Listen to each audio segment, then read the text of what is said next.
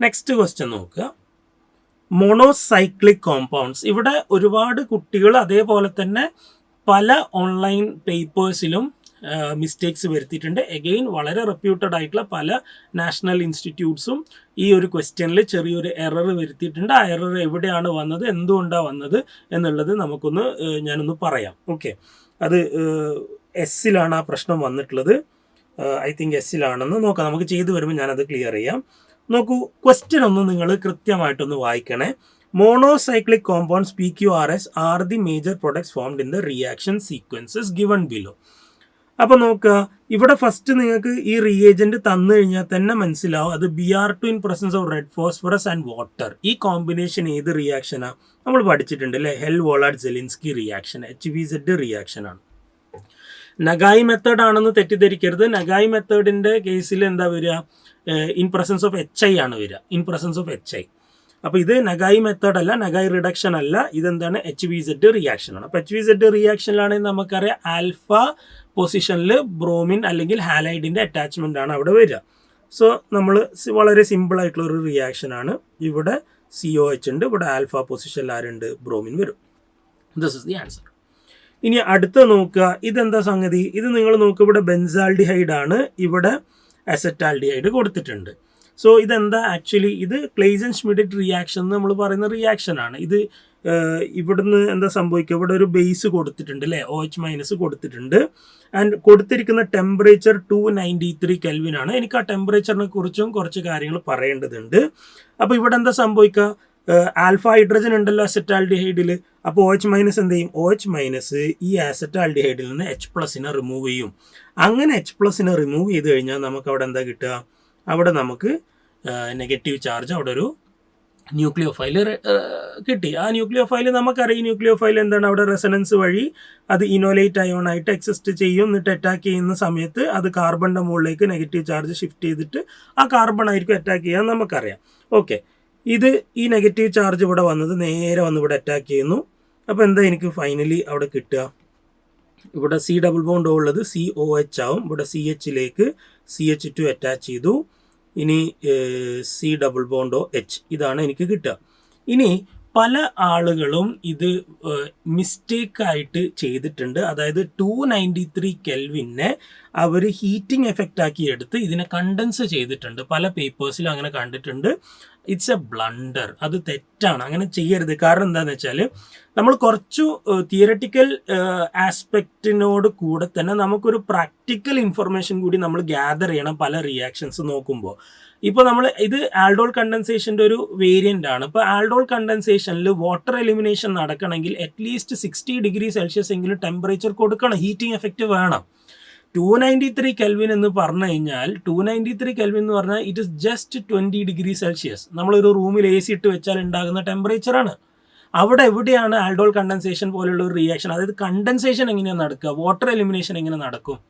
It is not at all possible. അതുകൊണ്ട് അങ്ങനെ പല ആളുകളും അങ്ങനെ ഒരു സൊല്യൂഷൻ എഴുതി വെച്ചതായിട്ട് ഞാൻ കണ്ടിട്ടുണ്ട്.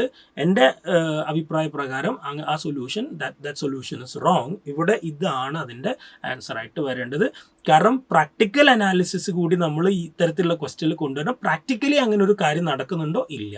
293 Kelvinൽ dehydration is not possible. Okay, next നോക്കുക. NaNH2 സ്ട്രോങ് ബേസ് ആണ്. ടെർമിനൽ ആൽക്കൈനിലെ ഹൈഡ്രജനെ റിമൂവ് ചെയ്യും. NH2- വന്നിട്ട് ഇവിടെ എന്താ സംഭവിക്കുക? NH2- വന്ന് ഇവിടുന്ന് ഹൈഡ്രജനെ റിമൂവ് ചെയ്യും. അപ്പോൾ നമുക്ക് ഇവിടെ ഒരു ന്യൂക്ലിയോഫൈൽ ആദ്യം കിട്ടും. This is also A very interesting question.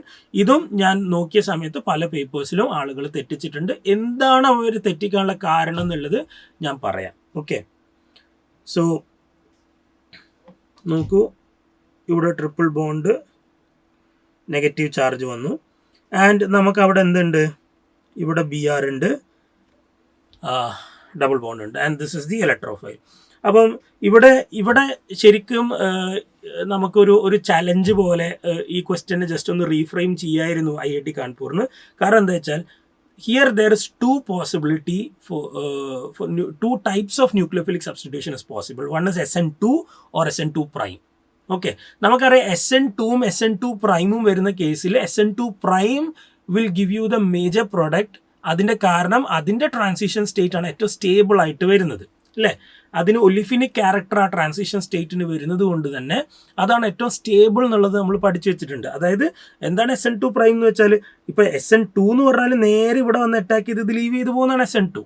നേരെ മറിച്ച് ഇവിടെ അറ്റാക്ക് ചെയ്ത് ഈ പൈ ബോണ്ട് ഇങ്ങോട്ട് ഷിഫ്റ്റ് ചെയ്ത് BR ലീവ് ചെയ്യുന്നതാണ് SN2 പ്രൈം. അതായത് നമ്മൾ ട്രാൻസിഷൻ സ്റ്റേറ്റ് നോക്കുമ്പോൾ ഇത്രയും റീജിയനിൽ പൈ ബോണ്ട് ഡെൻസിറ്റി കിടക്കുന്നതായിട്ട് കാണാൻ പറ്റും. It is distributed pi bond density ആണ്. അതുകൊണ്ട് തന്നെ ആനിയോണിക് ക്യാരക്ടർ വളരെ കോൺസെൻട്രേറ്റഡ് അല്ല, അത് ഡിസ്പേഴ്സ്ഡ് ആണ്. അപ്പോൾ ആനിയോണിക് ക്യാരക്ടർ ഡിസ്പേഴ്സ്ഡ് ആയി നിൽക്കുന്ന ഒരു ട്രാൻസിഷൻ സ്റ്റേറ്റിൽ സ്റ്റെബിലിറ്റി കൂടുതലായിരിക്കും. ഓക്കെ, നമുക്ക് എന്തായാലും ഇതിപ്പോൾ എങ്ങനെ ചെയ്താലും ആൻസർ സെയിം ആണ്. നിങ്ങൾ SN2 പ്രൈം ആണ് ചെയ്യുന്നതെങ്കിലും SN2 ചെയ്താലും ബോത്ത് വിൽ ബി സെയിം. കാരണം ഇത് ഈ പൈ ബോണ്ട് ഇങ്ങോട്ട് ഷിഫ്റ്റ് ചെയ്ത് കഴിഞ്ഞാൽ ഇവിടെ ബോണ്ട് ഇവിടുന്ന് BR പോയി, സോ ദിസ് ഗെറ്റ് അറ്റാച്ച്ഡ്. ഇനി ഇങ്ങനെ പോയി അറ്റാക്ക് ചെയ്താലും ഈ ബോണ്ട് ഡബിൾ ബോണ്ട് അങ്ങനെ തന്നെ വരും, രണ്ടും സെയിം ആൻസർ ആയിരിക്കും. ഓക്കെ, സോ ഞാൻ കറക്റ്റ് മെക്കാനിസം ഫോളോ ചെയ്യാൻ ആഗ്രഹിക്കുന്നു. അതുകൊണ്ട് ഞാൻ ഇവിടെ അറ്റാക്ക് ചെയ്യുന്നു, പൈ ബോണ്ട് ഇങ്ങോട്ട് ഷിഫ്റ്റ് ചെയ്യുന്നു, BR ലീവ് ചെയ്യുന്നു. സോ നിങ്ങൾ അങ്ങനെ അല്ലാതെ SN2 മെക്കാനിസം തന്നെ ചെയ്താലും you will get the same product. അപ്പം നമുക്കിവിടെ എന്താ കിട്ടുക? ഇവിടെ ട്രിപ്പിൾ ബോണ്ട് ഉണ്ട് ആൻഡ് ഇവിടെ CH2CH ഡബിൾ ബോണ്ട് CH2. ഇതാണ് എനിക്ക് കിട്ടുന്നത്. Now what's next? അടുത്ത് നോക്കുക, ഇതെന്താ സാധനം? ഇത് കുച്ചറോവ് റിയാക്ഷൻ ആണ്.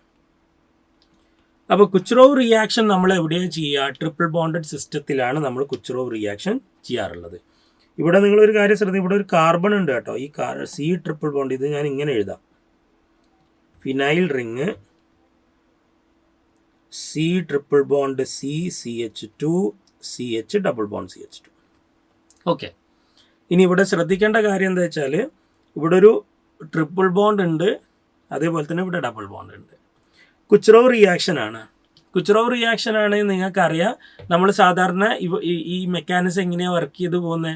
സൈക്ലിക് മെർക്കൂറിയം അയോൺ ഫോം ചെയ്ത് എന്നിട്ട് അതിലേക്ക് H2O അറ്റാക്ക് വന്ന് എന്താണ് ആൽക്കഹോളായിട്ട് മാറുകയാണ് ബൈ മാർക്കോണിക് ഓഫ് അഡീഷൻ, അല്ലേ? മാർക്കോണിക് ഓഫ് അഡീഷൻ പ്രോഡക്റ്റ് നമുക്ക് കിട്ടുന്നു.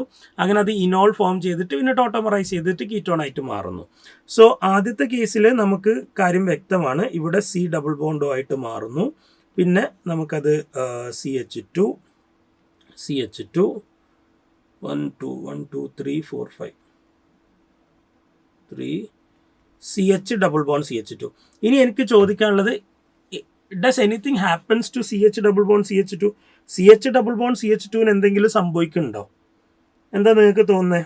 CH double bond CH2ന് എന്തെങ്കിലും സംഭവിക്കുന്നുണ്ടോ? നോക്കൂ മക്കളെ, നമ്മൾ കുച്ചറോവ് റിയാക്ഷൻ എന്ന് പറഞ്ഞ് പഠിക്കുമ്പോൾ അവിടെ ഒരു കാര്യം കൂടി നമ്മൾ പറയാറുണ്ട്. ഇതെന്താണ്? It is also called as acid catalysed hydration എന്നും കൂടി നമ്മൾ പറയാറില്ലേ? ആസിഡ് കാറ്റലൈസ്ഡ് ഹൈഡ്രേഷൻ ആണ്. Acid catalysed hydration. Acid catalysed hydration ആണെങ്കിൽ അവിടെ Hg2+ സാധാരണ നമ്മൾ യൂസ് ചെയ്യുന്നത് ട്രിപ്പിൾ ബോണ്ട് വരുമ്പോഴാണ്. Hg2+ എന്തിനാ ഇത് യൂസ് ചെയ്യുന്നത്? അതൊക്കെ നമ്മൾ പറഞ്ഞിട്ടുണ്ട് അല്ലേ? Hg2+ എന്തിനാ? നോർമൽ ആൽക്കീൻ ആണെങ്കിൽ അവിടെ ആസിഡിക് മീഡിയം മാത്രം വെച്ചാൽ അവിടെ ഹൈഡ്രേഷൻ നടക്കും. പക്ഷെ ട്രിപ്പിൾ ബോണ്ടിൽ റിയാക്ഷൻ നടക്കണമെങ്കിൽ ആസിഡിക് മീഡിയം മാത്രം വെച്ചാൽ പോരാ, അവിടെ ടൈറ്റ് പാക്ഡ് ആണ് ആര്? അവിടെയുള്ള പൈ ബോണ്ട്. 2 പൈ ബോണ്ട് വരുന്നതുകൊണ്ട് ഇലക്ട്രോൺസ് ടൈറ്റ്ലി പാക്ഡ് ആണ്. അതുകൊണ്ട് തന്നെ അതിൻ്റെ ന്യൂക്ലിയോഫിലിക് ക്യാരക്ടർ കുറവാണ്. അപ്പോൾ ആൽക്കീനെയും ആൽക്കൈനെയും കമ്പയർ ചെയ്യുമ്പോൾ alkene is more reactive, alkyne is less reactive. അതിൻ്റെ കാരണം അതിൻ്റെ ടൈറ്റ് പാക്ക് നേച്ചറാണ്. ഇലക്ട്രോൺസ് ഇങ്ങനെ ടൈറ്റ്ലി ലോക്ക് ചെയ്ത് കിടക്കുക. അപ്പോൾ എന്താ ചെയ്യുക? അപ്പോൾ നമ്മൾ അത് ലൂസാക്കാൻ വേണ്ടിയിട്ടാണ് Hg2+ പോലുള്ള ഒരു കാറ്റിയോണ് കൊണ്ടുവരുന്നത്. അപ്പോൾ അവിടെ ഒരു cyclic non classical cation form ചെയ്തിട്ട്, അതായത് സൈക്ലിക് മെർക്കൂറിയം അയോൺ ഫോം ചെയ്തിട്ട് അവിടെ ഇലക്ട്രോൺസിനെ ഡിസ്പേഴ്സ് ചെയ്യിക്കുകയാണ്. അങ്ങനെ ഡിസ്പേഴ്സ് ചെയ്തിട്ട് പിന്നെ വാട്ടർ വന്ന് അറ്റാക്ക് ചെയ്തിട്ടാണ് നമുക്കവിടെ റിയാക്ഷൻ പ്രൊസീഡ് ചെയ്യുന്നത്. പക്ഷേ ഇത് മീഡിയം സ്റ്റിൽ ആസിഡിക്. അതുകൊണ്ട് തന്നെ ഇവിടെ എന്താ സംഭവിക്കുക? അവിടെ ഡബിൾ ബോണ്ടിൽ ഹൈഡ്രേഷൻ നടക്കും. അതും എങ്ങനെയാണ് വർക്കൗട്ട് ആവുക? അതും നമുക്ക് മാർക്കോണിക് ഓഫ് അഡീഷൻ വഴി തന്നെ ആ റിയാക്ഷൻ പ്രൊസീഡ് ചെയ്യും. അപ്പോൾ അങ്ങനെയാണെങ്കിൽ ഇവിടെ CHOH CH3 തന്നെ വരും. കാർബോകാറ്റോൺ ഫോം ചെയ്ത് ഏറ്റവും സ്റ്റേബിൾ കാർബോകാറ്റോൺ റീഅറേഞ്ച് ചെയ്യാനുണ്ടെങ്കിൽ റീഅറേഞ്ച് ചെയ്തതിന് ശേഷം കൊടുത്തു കഴിഞ്ഞാൽ നമുക്ക് ഇതാണ് കിട്ടുന്ന ഫൈനൽ പ്രോഡക്റ്റ് വരാം. ഓക്കെ, അപ്പം ചില ആളുകൾ ചെയ്തിരിക്കുന്നത് എന്താ വെച്ചാൽ, മെർക്കുറി അവിടെ കൊടുത്തിട്ടുണ്ട്, എന്നിട്ട് എന്ത് ചെയ്തു? വെറും ഡബിൾ ബോണ്ടിനെ മാത്രം റിഡ്യൂസ് ചെയ്തു അല്ലെങ്കിൽ ഹൈഡ്രേറ്റ് ചെയ്തു എന്നിട്ട് ആൻസർ കൊടുത്തിട്ടുണ്ട്. അത് തെറ്റാണ്. മെർക്കുറി നമ്മൾ അവിടെ കൊടുത്തിട്ടുണ്ട്. It is Kucherov reaction. It is suppose to hydrate the triple bond. അപ്പോൾ ട്രിപ്പിൾ ബോണ്ട് ഹൈഡ്രേറ്റ് ചെയ്തു. പിന്നെ മീഡിയം ആസിഡിക് ആയതുകൊണ്ട് ഓബ്വിയസ്ലി എന്ത് നടക്കും? ഡബിൾ ബോണ്ടും ഹൈഡ്രേഷൻ നടക്കും. സോ അത് രണ്ടിലും ഹൈഡ്രേഷൻ നടക്കും എന്നർത്ഥം. ഓക്കെ, ലാസ്റ്റ് വൺ നോക്കുക. അടുത്തത് ഓസോണോലിസിസ് ആണ്, റിഡക്റ്റീവ് ഓസോണോലിസിസ് ആണ്. അപ്പോൾ റിഡക്റ്റീവ് ഓസോണോലിസിസ് നടത്തി കഴിഞ്ഞാൽ നമുക്കിവിടെ ഡബിൾ ബോണ്ടോ CH3, ഇവിടെ ഇത് CHO എന്നും വരും. ഓക്കെ, ഇനി അടുത്തെന്താ CH3 MgBr. CH3 MgBr 2 equivalent കൊടുത്തിട്ടുണ്ട്. അപ്പോൾ രണ്ട് സൈഡിലും CH3 മൈനസിൻ്റെ അറ്റാക്ക് വന്ന് അത് ആൽക്കഹോളായിട്ട് മാറും. ഒരു സ്ഥലത്ത് സെക്കൻഡറി ആൽക്കഹോളാവും, ഒരു സ്ഥലത്ത് പ്രൈമറി ആൽക്കഹോളാവും. കീറ്റോൺ ഉള്ളിടത്ത് സെക്കൻഡറി ആൽക്കഹോളാവും, ഇവിടെ സെക്കൻഡറി ആൽക്കഹോളായി. ആൻഡ് താഴെ എന്താവും CHOH CH3. ഓക്കെ, താഴെ സെക്കൻഡറി ആൽക്കഹോൾ, മുകളിൽ ടെർഷ്യറി ആൽക്കഹോളായി, താഴെ സെക്കൻഡറി ആൽക്കഹോളായി. ഓക്കെ, ഇതാണ് എനിക്ക് കിട്ടുന്നത്. റെഡി? ഇനി എന്താ, ഇനി മക്കൾ ശ്രദ്ധിക്കണം. അപ്പോൾ 2 ഇക്വലൻ്റ് നമ്മൾ ചെയ്തു. ഇനി അടുത്തത് ഹൈഡ്രേഷൻ ആണ്, ഹീറ്റിംഗ് എഫക്റ്റ് ആണ്. മിക്ക ആളുകളും ചെയ്തിട്ടുള്ളത് എന്താണെന്ന് വെച്ചാൽ, അവർ ചെയ്ത തെറ്റാന്ന് ഞാൻ പറയുന്നില്ല, പക്ഷേ ചെയ്തതിലൊരു അശ്രദ്ധ സംഭവിച്ചിട്ടുണ്ട്. ഇപ്പം എന്താണ് അശ്രദ്ധ എന്ന് പറയാം. ഇവിടെ ആസിഡ് മീഡിയം കൊടുത്തിട്ട് ആൽക്കഹോളിനെ നിങ്ങൾ ആസിഡിക് മീഡിയത്തിൽ ഹീറ്റ് ചെയ്ത് കഴിഞ്ഞാൽ അവിടെ എന്തായാലും ഡീഹൈഡ്രേഷൻ നടക്കും. അപ്പോൾ ഡീഹൈഡ്രേഷൻ നടന്നു കഴിഞ്ഞാൽ it becomes a cyclic ether. അതൊരു സൈക്ലിക് ഈതറായിട്ട് മാറും, സൈക്ലിക് ഈതറായിട്ട് മാറും. അപ്പോൾ ഇവിടെ എന്താ പ്രശ്നം എന്ന് വെച്ചാൽ, നിങ്ങളിത് ശ്രദ്ധിച്ചോ, മോണോസൈക്ലിക് കോമ്പൗണ്ട് എന്നാണ് ക്വസ്റ്റ്യനിൽ പറഞ്ഞത്. ഇത് സൈക്ലിക് ഈതർ ആയാൽ ദിസ് ബിക്കംസ് ബൈസൈക്ലിക്. അപ്പോൾ ബൈസൈക്ലിക് ആവരുത്, അത് മോണോസൈക്ലിക് ആയിരിക്കണം എന്ന് പറഞ്ഞു കഴിഞ്ഞാൽ അവിടെ ഒരു ഈ വിധത്തിലുള്ളൊരു ഹൈഡ്രേഷൻ അവിടെ നടക്കില്ല എന്ന് മനസ്സിലാക്കുക. എന്നിട്ട് പകരം എന്താ നടക്കുക, അവിടെ ഈവൺ മെക്കാനിസം, നോർമൽ നടക്കുന്ന ആൽക്കഹോളിൽ നടക്കുന്ന ഈവൺ മെക്കാനിസം നിങ്ങൾ വർക്കൗട്ട് ചെയ്ത് അതിൻ്റെ ആൻസർ കണ്ടെത്തുക എന്നുള്ളതാണ്.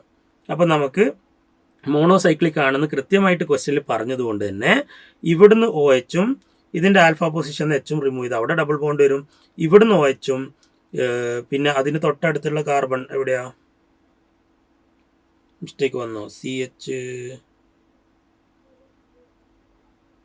ഈ കാർബണിനും ഹൈഡ്രജനെ റിമൂവ് ചെയ്ത് കഴിഞ്ഞാൽ അവിടെയും ഡബിൾ ബോണ്ട് വരും. സോ ഫൈനൽ ആൻസർ എനിക്ക് എങ്ങനെ വരും, ഇവിടെ ഡബിൾ ബോണ്ട് വന്നു, ഇവിടെ double. Okay, this will be the final answer. ഇനി നമ്മളോട് പറഞ്ഞിരിക്കുന്നത് എന്താ, the product having the highest number of unsaturated carbon atom.